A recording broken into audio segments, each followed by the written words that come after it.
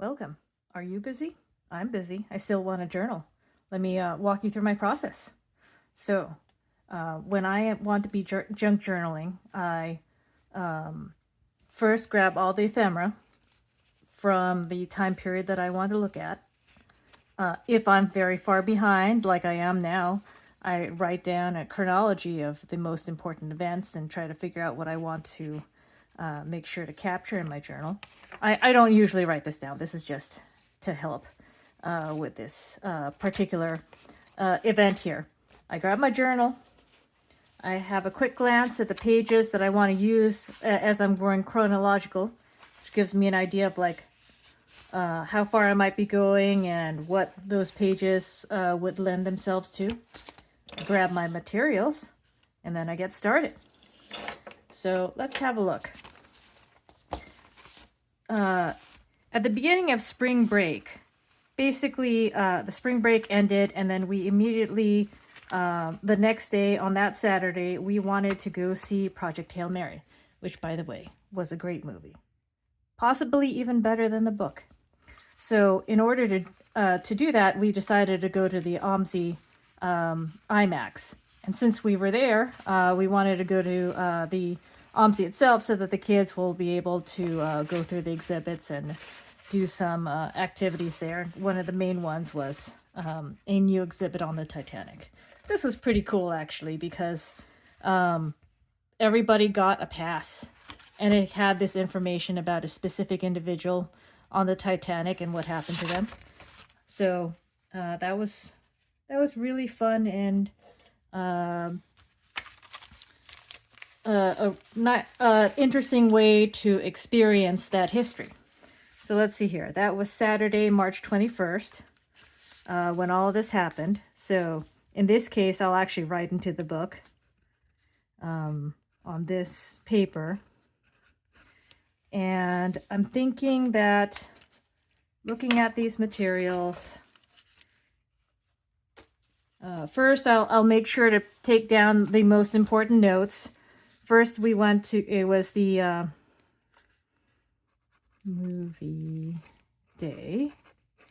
And we first went to Nong's for lunch, which was our family's favorite spot for lunch when we go up to Portland. And then OMSI, including the Titanic, and then Project Hail Mary.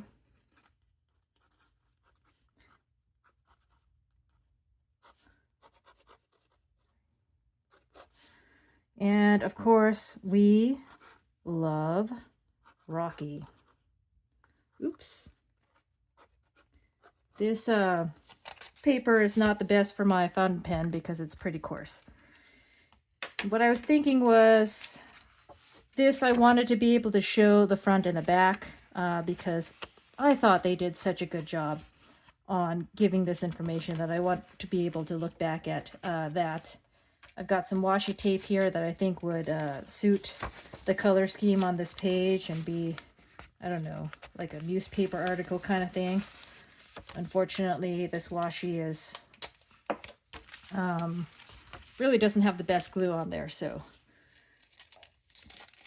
let's see if we can help get this down. Oh man, I don't know if I'm on screen at all. Okay, and we're just going to use this as a little hinge first.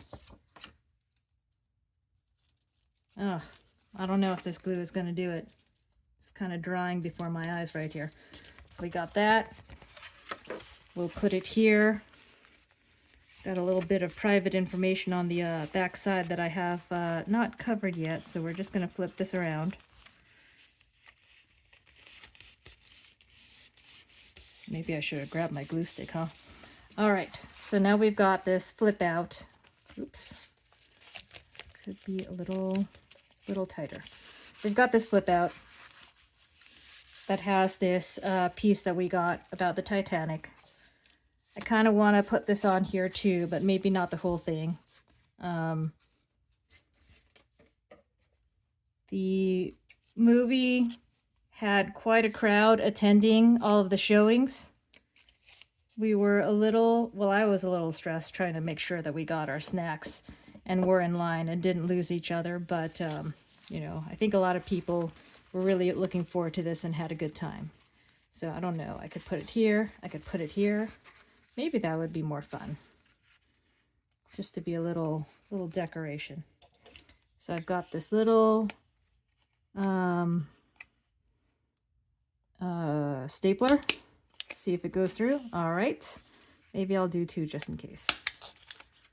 Okay.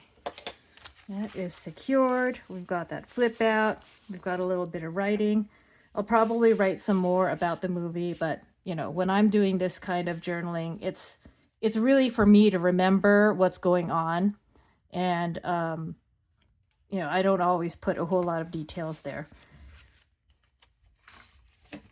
The next day, we went to Mary's Peak, and here I thought I would put down a journaling page after writing a little bit about what happened on that day. So that was, nope. So we did some stuff at home. We had a haircut, did some gardening. On Monday, I went to a class and we did some yard work using the stuff we got at the garden center. Thursday,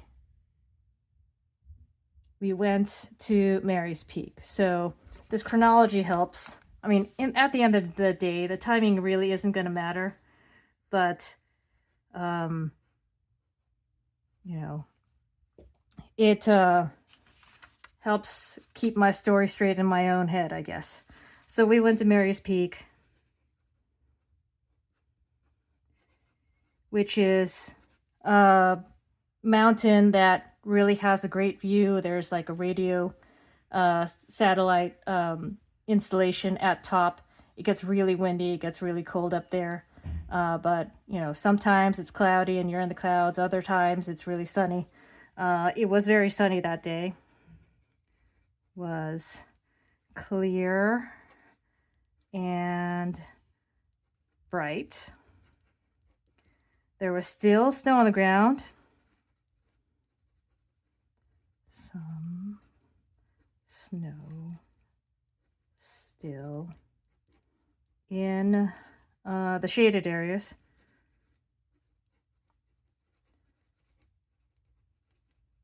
And the weirdest part, on the chain link fence that was surrounding that installation, there was a lot of ice that had built up on it. So I think what happened was there was sleet or something like that, and it gets really windy. So I think the sleet kind of coated the chain link fence until it, you know, had that covering. Or it could be that, you know, rain had just frozen on the fence. Or it could be that there had been snow and then it had melted. But I'm guessing that there was just like freezing rain that had covered it, because it was not a cold day. It was definitely above freezing at that time, but there was still a lot of ice built up on there.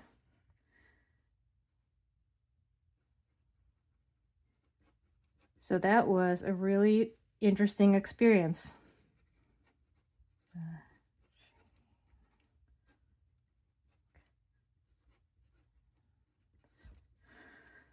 Otherwise, great view.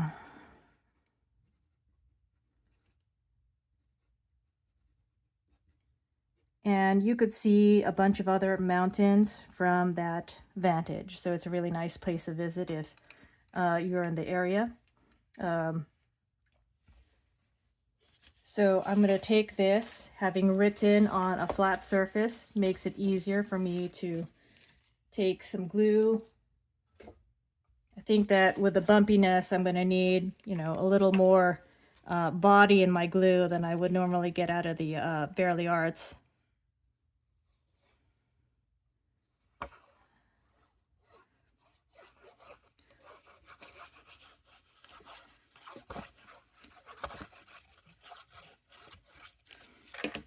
So I'm going to attach this to this wallpaper that I have in my journal here. Hopefully I'm not smearing my writing. And That's gonna need a little time to dry. All right, what's up next? That was Thursday. Friday the 27th, I went to the Merry Artist, and then that Friday, Saturday, Sunday, I was helping with some work at the library. So first, let me handle the Merry Artist.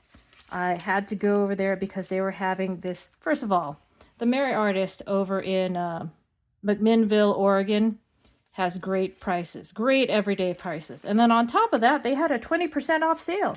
It was just wild. I had to go there. So I have my receipt. I'm thinking I might just tear off the top of that or something and put it in here. And the other thing I was thinking was testing out some of my art supplies. So, so they basically, I think what they're doing is they're providing supplies to artists. And that's, you know, they've got like they don't have like scrapbooking things. They don't have things that come and go. They have stuff that's really going to last. So, for example, I've got some of these. I really want to try out these new Daniel Smith watercolor. Well, they're not new, but new to me. These Daniel Smith watercolor sticks where basically the watercolor is in stick form. You could shave this off, you can cut this off and put it into a pan, and I just wanted to try this out and see what it's like. So I don't know what I'm gonna do. Maybe I will just give it a good rub through there. So this one is Nicolazo Yolo, and this one is Undersea Green. I'd been really wanting that for a long time, but I guess I waited for this stick form. This is probably way too much. I am probably going to regret how much I put on here. So I think, all right, so this one is Ultramarine Blue. And this one is French Ultramarine. So the way that I'm doing it here, that's not how you normally use this stuff, but maybe I should write down what these are before I add water to it and see what happens. So this is Nicolazo Yellow.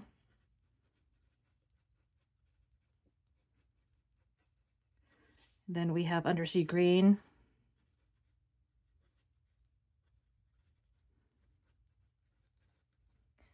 And then we have Ultramarine Blue.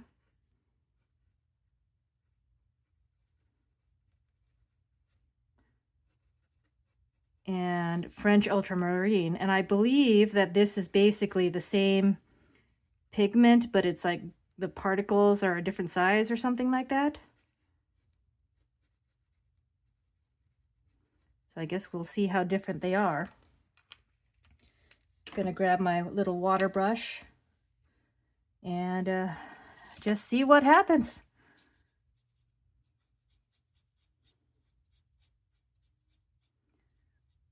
Yeah, there is a lot of pigment there, and now I'm not sure what I'm gonna do with. Didn't think that far ahead. Oops. I was just thinking I'll grab my brush and everything would be good, but then I didn't think about switching between the colors. So I think this Undersea Green has got a lot of grunge going on. And if you know me, I like a really murky green. So maybe I think that one's going to work well for me in various things that I'm doing, including, you know, stuff in the junk journaling world, since it's grungy and maybe appealing to others. All right, they've got this. Hopefully wasn't tainted. And let's see how this one looks. I think that, you know, I wouldn't say that there is a huge difference between these two. I think I'm going to have to experiment more and see how I feel about these two pigments, and see when I would want to use one over the other. So that's fun. And maybe I'll just keep the entire receipt for now and cut it off later, perhaps. So when I went to the Merry Artist and I was grabbing all these things that I wanted to buy, I had picked up these sticks, and I was walking around with them because I couldn't find a basket because there were so many people there, and I was walking around with these in my hand. And then I got to the register. I finally found a basket. I put my stuff in there, and I'm starting to pay. And then I was like, I saw these marks on my hand, and I was trying to figure out which paint had been opened so that we could contain it. But no, it came from here. There's a lot of pigment in these sticks, you guys. These are going to be so much fun to work with. So I'm just going to grab my entire receipt. I often look at my receipt to remind me what I bought because, you know, it helps me remember if I've forgotten certain materials. This needs to dry for just a little bit, but once it is drier, I will put it in there. And then for the library, I don't have ephemera for that, but basically I help with the Friends of the Salem Public Library, and we had to clean out the storeroom. We had a lot of books to move, so maybe I will write a little bit about my experience there, perhaps observations for future reference for that group, and I will stick that in here. So this, the reason why I'm using this is because this image came from a magazine that you know, I was making these journaling cards. I think they were meant to be journaling cards from magazines for the Friends of the Salem Public Library. So yeah, I'm just gonna tuck that in there.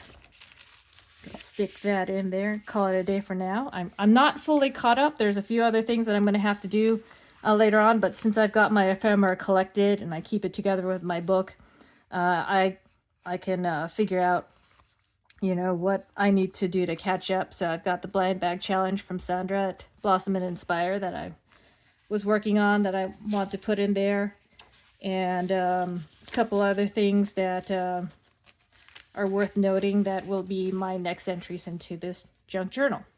So hopefully this gives you an idea of the kind of process I take. It's quick, it's fast, it's scribbly, it's not neat, but I think that it's more important for us to be able to keep these memories, help us remember these events that might not have been super significant but fun to reminisce on, that could easily be fully forgotten if we don't have something written down to jog our memory. So hope you enjoyed that. Hope you you know, maybe this will make things less intimidating for somebody, and see you next time. Thank you.